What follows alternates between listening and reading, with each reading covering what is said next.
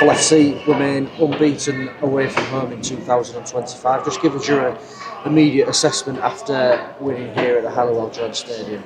Yeah, first off, mate, we've got to thank the Old Faithful turning out today in big numbers. They've done it all year away from home and at home.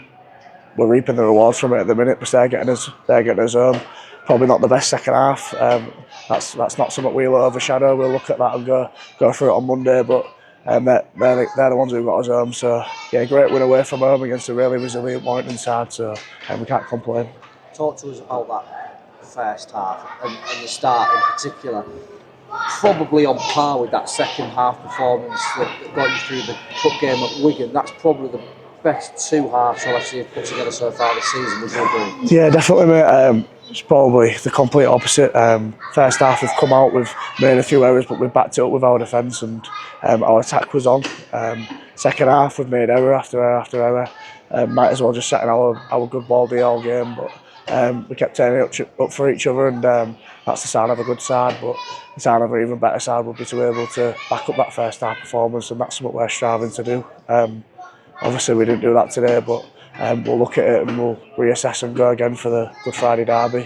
Massive occasion, mate, so we'll be ready for it. Before we look into that second half in a bit more detail, I just want to cover your two tries in the first half. The first tries, first points of the season since coming back from injury. That must be a very nice feeling.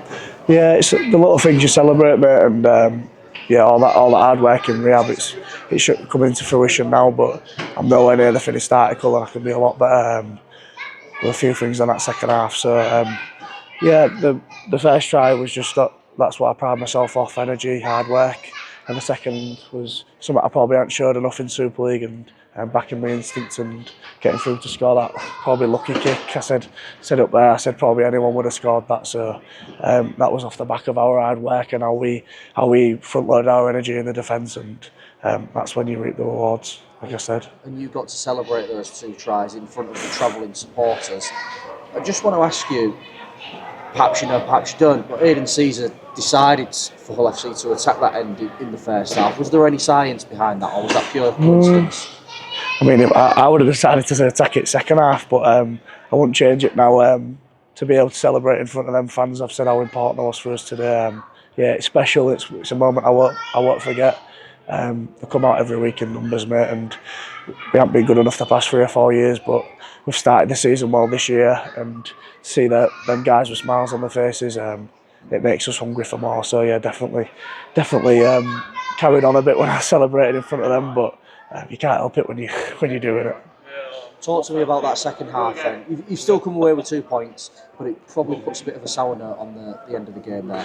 Yeah, we knew they was going to come out firing, mate, but it was probably our own doing as to why they had so much ball down there.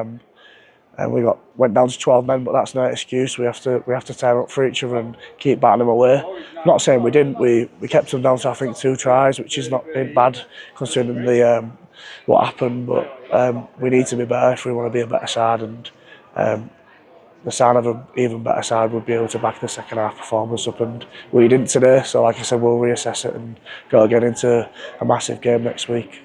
I'm not sure what sort of goals and expectations were set at the start of the season, but if someone told you in January that Hull FC would be second after 7 rounds going into the Good Friday derby, what would you have said?